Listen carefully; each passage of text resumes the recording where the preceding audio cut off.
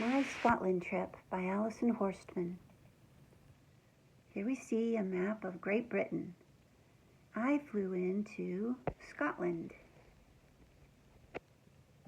I flew into the Inverness airport and I hopped in a taxi and started traveling east toward Elgin. Right outside Elgin was my destination, Plusgarden Abbey. The body of water that we see to the north that I would look at is the North Sea.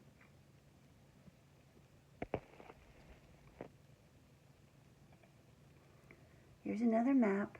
I flew into Inverness, hopped in a taxi, and traveled east toward Elgin.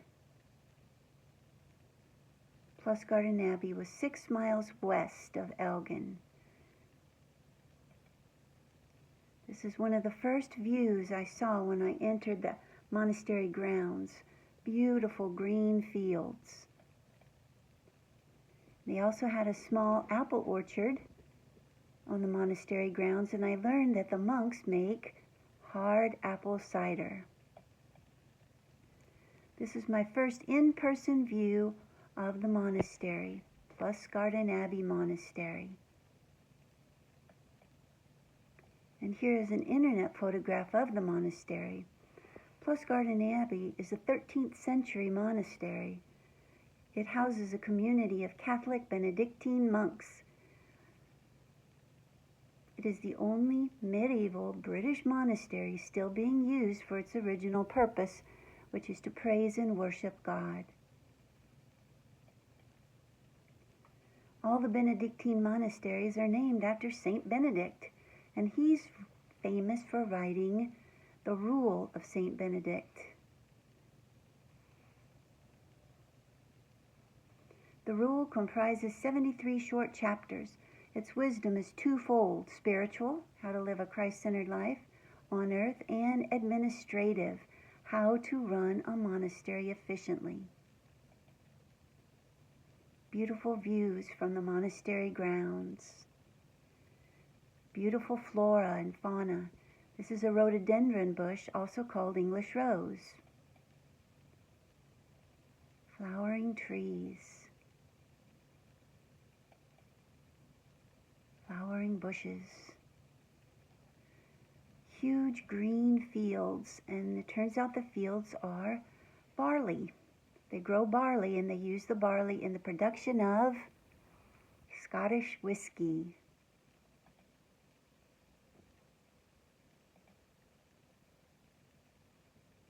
One of my goals was to be able to find a walking path and walk up to the top of this hill.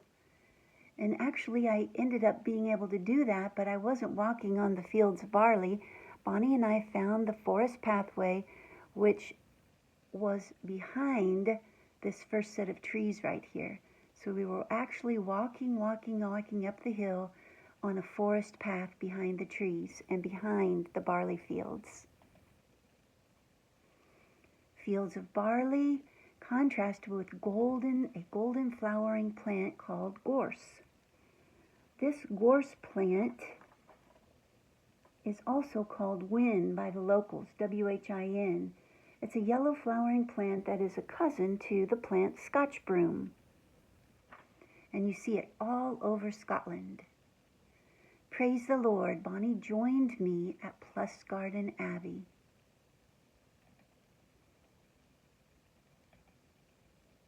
Flowers everywhere.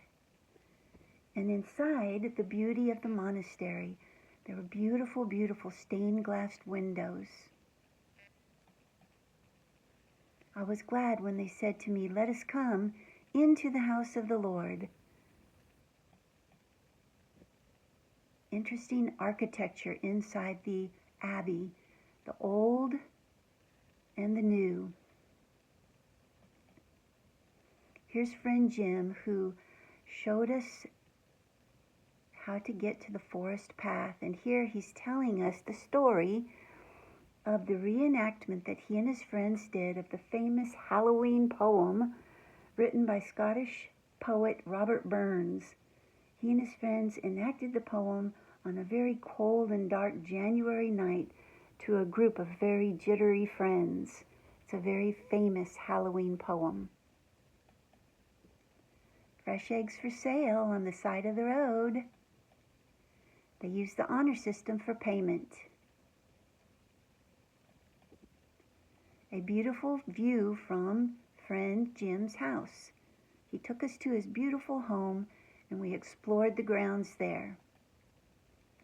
In his backyard we found some sheep, black sheep, a ewe and a ram and a lamb. They were as interested in us as we were in them. Ba ba, black sheep, have you any wool? Yes sir, 3 bags full. Jim said that the sheep are mostly raised for their meat and not for their wool, as the people cannot get a good price for wool. And then on the roadside, brilliant bands of yellow. I was so enthralled with the bands of yellow, contrasted with the green fields. And we learned that the brilliant yellow plant is the rapeseed plant. It is grown for its seeds, which produce oil. There are 2 main types of rapeseed oil, culinary and industrial. The culinary version is known as canola oil, and the industrial rapeseed oil is used in the chemical and automotive industries. Jim also took us to a military airfield, the Royal Air Force in Lossiemouth. And there we saw, but mostly we heard, the Eurofighter Typhoon. The Eurofighter Typhoon is a highly agile aircraft designed to be an effective dogfighter in combat. The Eurofighter Typhoon is in service with 7 nations: the United Kingdom, Germany, Italy, Spain, Saudi Arabia, Oman, and Austria. We also saw this huge aircraft, the Poseidon. It is a maritime patrol aircraft equipped with sensors and weapon systems for anti-submarine warfare, as well as surveillance and search and rescue missions. We saw the beautiful beach at Lossiemouth. And again, the body of water that we're looking at is the North Sea. Jim took us to the Gordonston School. This is the school that Prince Philip and his son Prince Charles attended. We couldn't go into the school grounds, but Bonnie was happy just visiting the gate. She was remembering the story of Prince Philip, that he had been charged with repairing that stone gate. After a long struggle, Prince Philip realized he could not repair the stone structure on his own, so he went into the school and asked for help from his peers. It was a turning point at the school for Prince Philip, as he received help and friendship.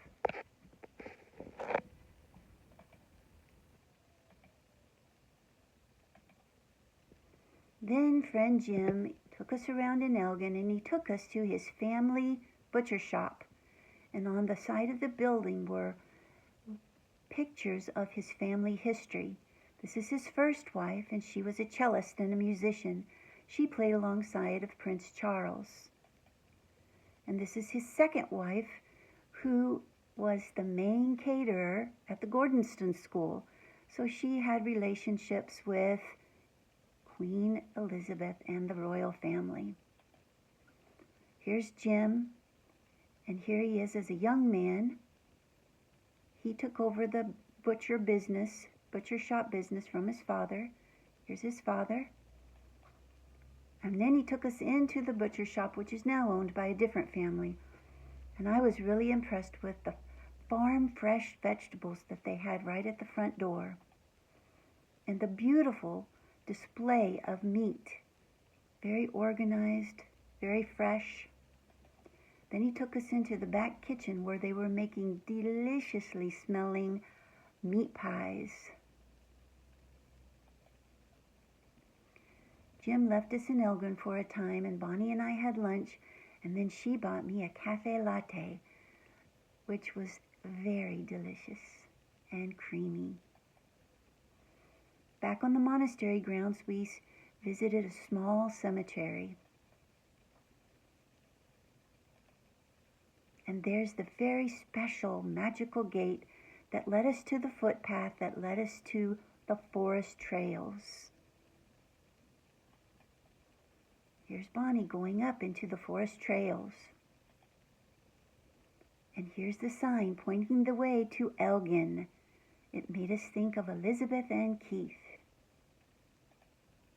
Praise the Lord for green fields of barley, and beautiful forest walking paths. 50 shades of green. Very quiet and very magical. We got to the high point where we could look down and see the Abbey.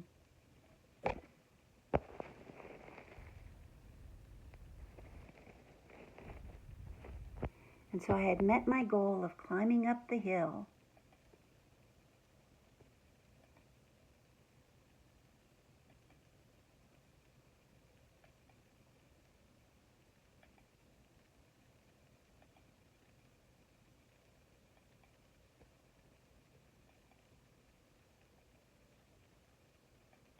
It was an upward path. Large black slug. Flora and fauna. The beauty takes your breath away. Then we made it back to the Abbey to meet with Father Giles, who had promised to give us a tour of the Abbey. He told us all about the making of stained glass by the monks.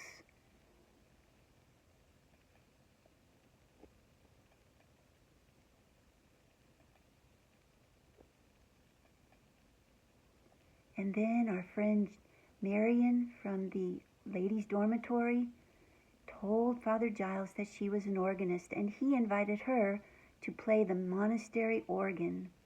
It was a great honor and a great blessing for Marion, and it was a great blessing for us because her playing was beautiful.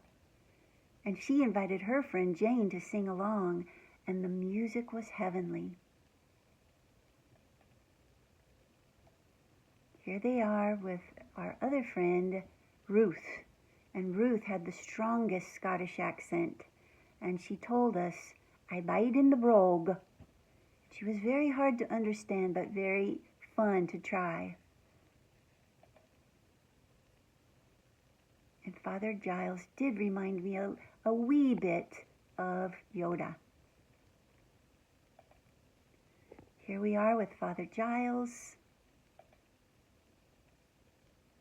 He was very friendly, and he was a great historian. Then it was time to leave, time for Bonnie to leave and go back to Vienna.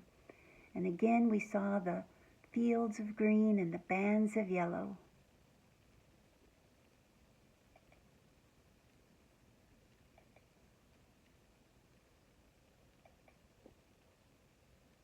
Brilliant, brilliant. And so here's our map again.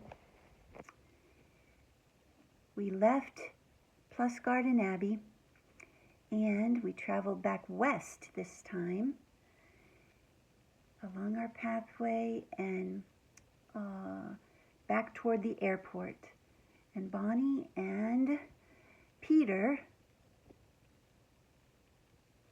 dropped me off in the little town of Ardeshir, and then Peter took Bonnie on back to the Inverness airport. So here I was for the second part of my visit to Scotland in the small town of Ardeshir. And this body of water that I would look out at is the Moray Firth. This is where I was for the second part of my trip. I stayed at the Gun Lodge Hotel. It was warm and comfortable and cozy, and I really enjoyed my time there.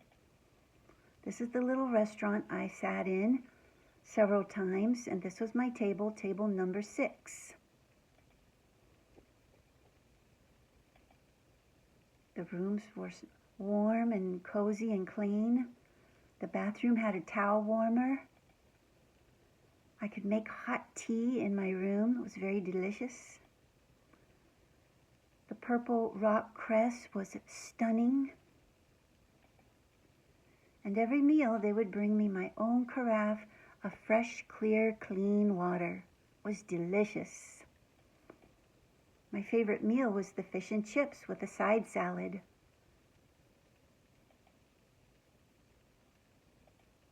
My second favorite meal was the fried mushrooms on salad, on a bed of salad, delicious.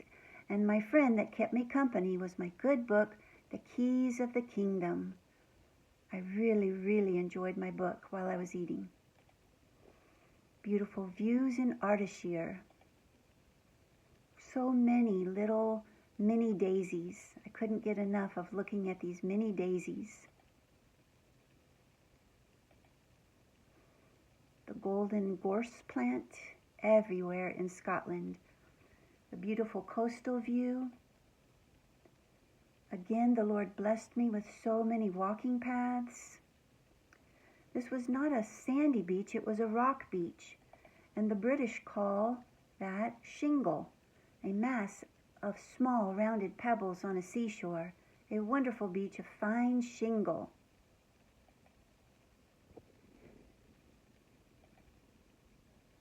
A bridge to adventure. I didn't know where this bridge would lead me, but it led to more beautiful walking paths.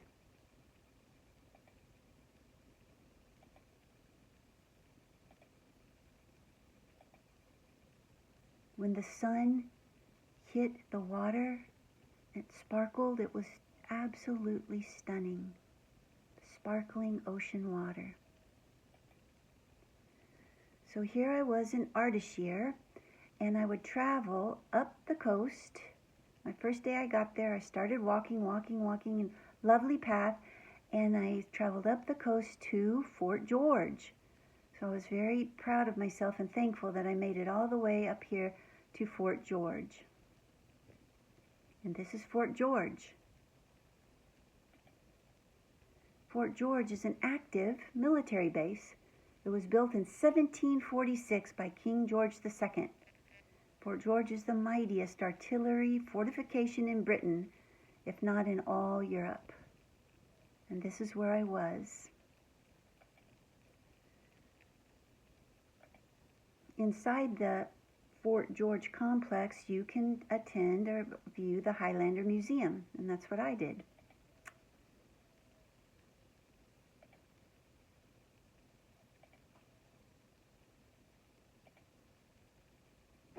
Fort George Bell. I read all about the Seaforth Highlanders in the Highlander Museum. And the biggest family group in the Seaforth Highlanders is the Mackenzie clan. And that made me think of Bryce, who is a descendant of the Mackenzie clan, Bryce Mackenzie Cook.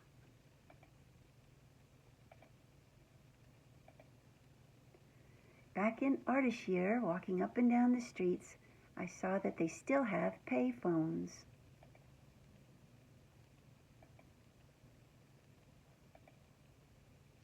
I looked this visual up and found out that this is the monkey puzzle tree. When I would pass walkers up and down on these paths, they would greet me with the phrase, "How y'ar? How y'ar?" And I finally realized they were saying, "How ye are," or "How are you?"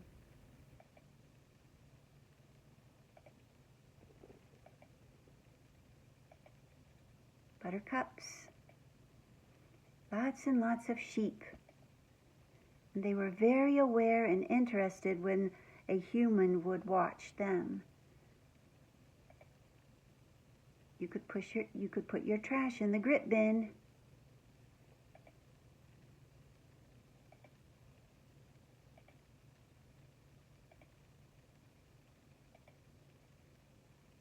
Beauty for the eyes.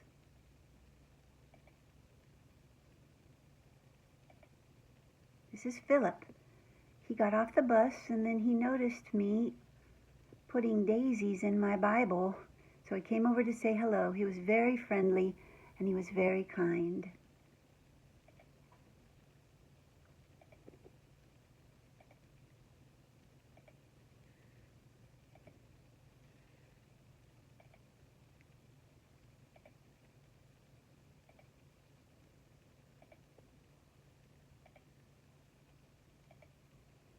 Gateway to adventure. I followed the straight and narrow.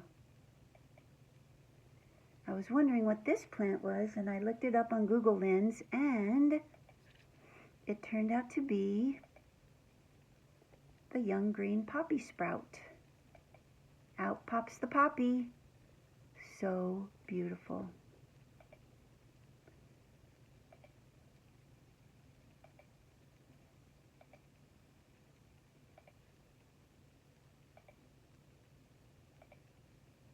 Common bluebell.